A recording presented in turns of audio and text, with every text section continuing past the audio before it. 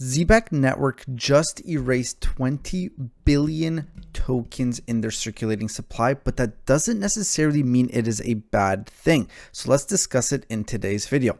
Hey guys, Foxy is Trading here, back with another crypto video for you guys, and we are back talking about Zebec.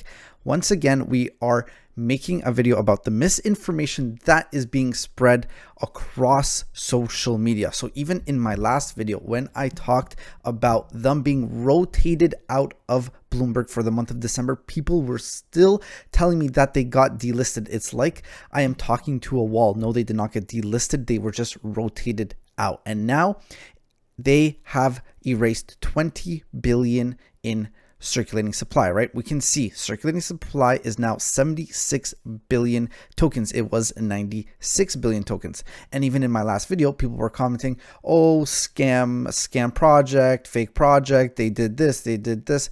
Guys, why would you think that a token burn is a bad thing?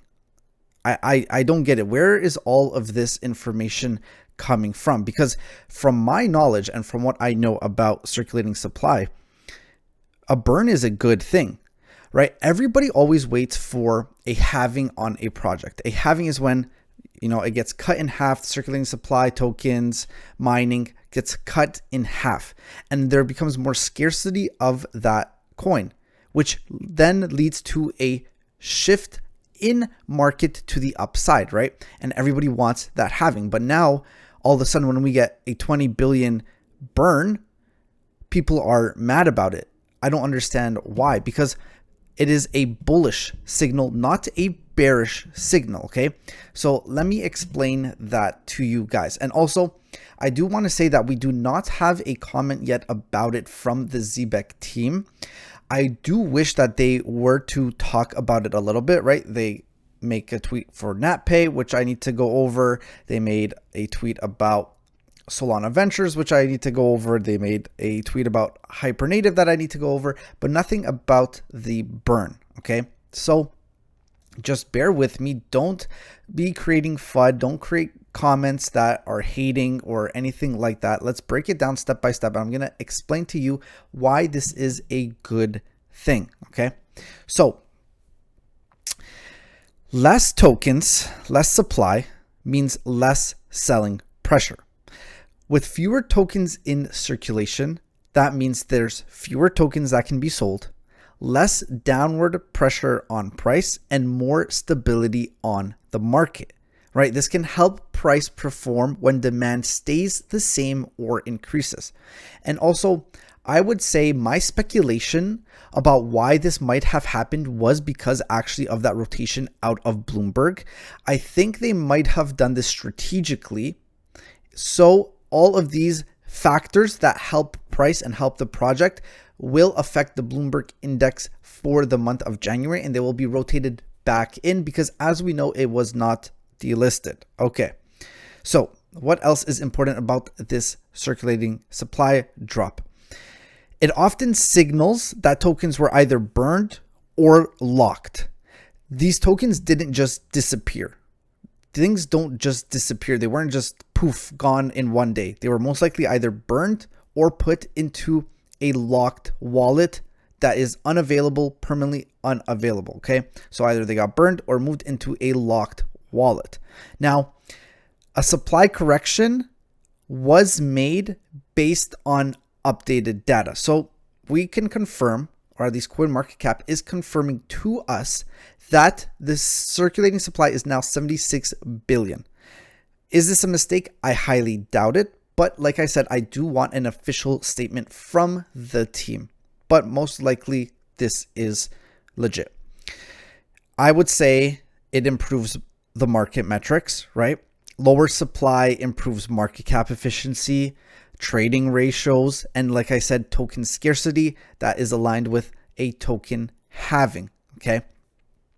And it can also reflect the maturity of a project, because when a project updates its circulating supply numbers, many times the old emissions end, future new schedules will be adapted and created, right? There's new compliance data that gets reported, maybe to Bloomberg, maybe to some other indexes, to some other places, right? And they moved unused tokens into a treasury or that locked wallet. So I would say it shows strength and maturity for a project, and all of these things are leading toward a good path for Zebec. So if you guys have any questions or concerns about anything that I just said, if you are unsure about it, let me know in the comments below. Okay, there's definitely going to be people hating on it, saying it's a fake project, saying that it's a scam project. Just don't even listen to them, guys. They're going to be here in the comments. They're going to be here in many, many videos. That's okay. We know what Zebec is, and we look for the information, the real information. We don't create FUD because this is our project and we believe in it very, very strongly. Okay, so I hope this clears up things with the supply, right? The circulating supply. I hope also you guys understood the rotation out of the index of December, not a delist. And also, let me just address a few comments that I have seen. I am not AI. I don't know who in their right mind would think I am AI. My Fox is also not AI. One, it would take so much money to film these videos if this was AI. It's actually just a bunch of like sensors onto my face that gets created into Fox. It's a complex thing, but just know I am not AI. Please, like, guys, use your brain here. I am not AI. It's just a mascot that I made at the start of my YouTube crypto journey because I wanted to stand out amongst the rest of the people, and I thought a fox would be a cool little fun way to do that. Okay, so don't worry about that. Now, like I said a little bit earlier, I will be making a video on NatPay, on the Solana, on Hyper Native. Maybe you guys are waiting for that. These are all important things, but I felt like addressing the misinformation and the news and things that I've been seeing on social media was a little bit more important for right now. And these things are here and they can wait. They're not going anywhere, right? So these videos will be coming in the short time. Let's have a look at market structure a little bit because I said I was going to break it down in the last video. So let's do that right now. Let's look at CoinMarketCap first. So we are still down in price on the week. We are up in market cap, slightly up in volume, 89% bullish, and still waiting for obviously Binance and Coinbase, which there are some Coinbase speculations. We will talk about that in another video. So looking at at the charts, let's go step by step, right? Okay. We have our highs. We are in a bearish trend. That bearish trend comes with lower lows and lower highs. So we have our lower low, lower high, lower low, lower high, lower low, lower high, lower low, lower high, right? Bearish trend to the downside, very, very easy to spot. Now, maybe some of you already can see what I'm about to say, which is, Foxy, we have formed a higher low, right? Yes, absolutely correct. This could be the start of a shift to a bullish formation. Now, are we bullish right now? No, we are not. I think everybody can still see, right? If we take our little trend lines, we can see that we are still in a channel to the downside, right? Everybody can see that. Whoops, right? There's no shift in bullish structure just yet. However, we are in a daily fair value gap, and the daily fair value gap has been respected very, very well, which I like to see. Okay, so where do I think price could go next? If the market does not want to be manipulated, which it has been, which I don't think I explained in my last video, so let me just break it down very, very quickly.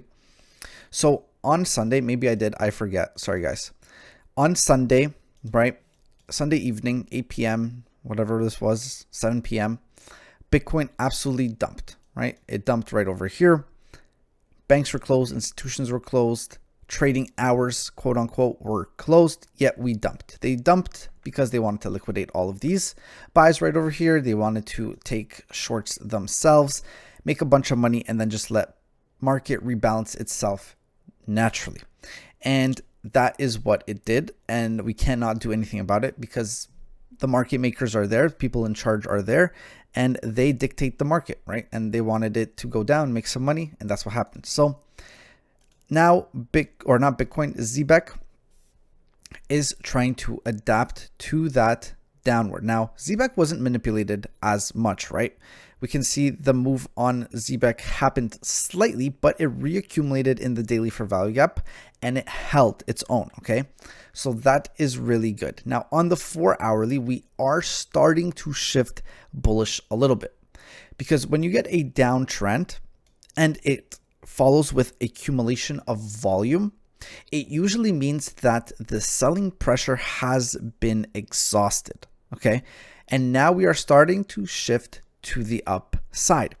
Where could we be headed for the upside?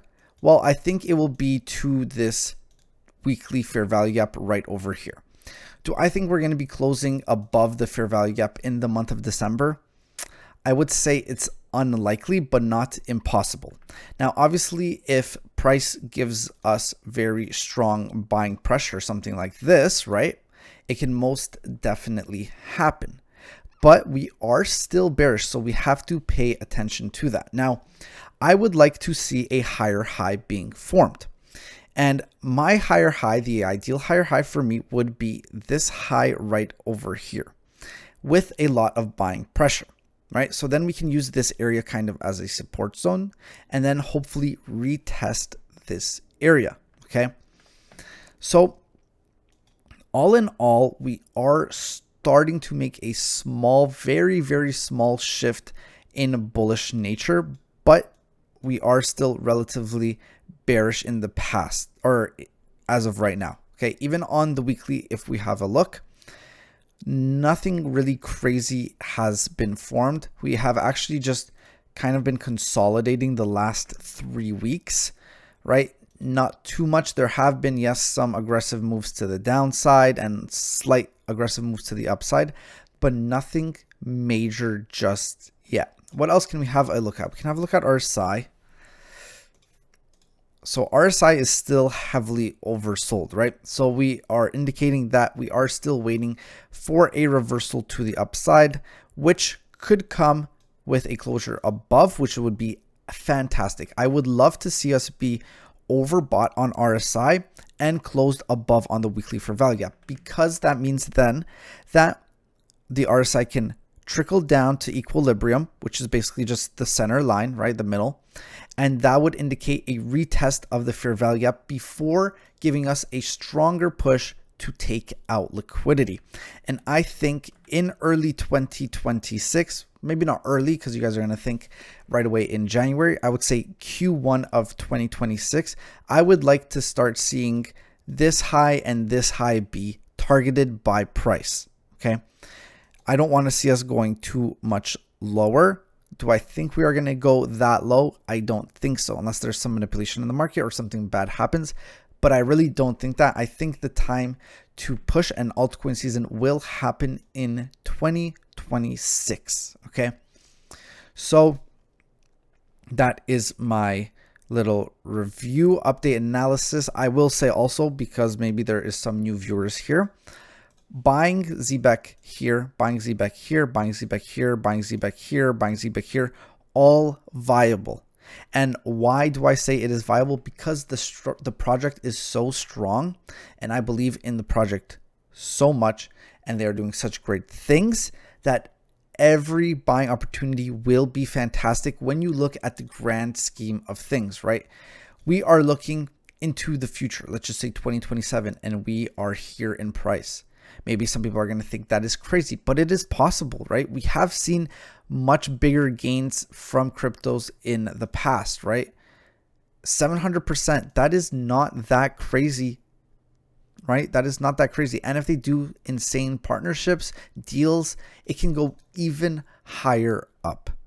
So we have to wait, adapt to the market, see what it is giving us. I do really like that this daily fair value gap held and it did not close below.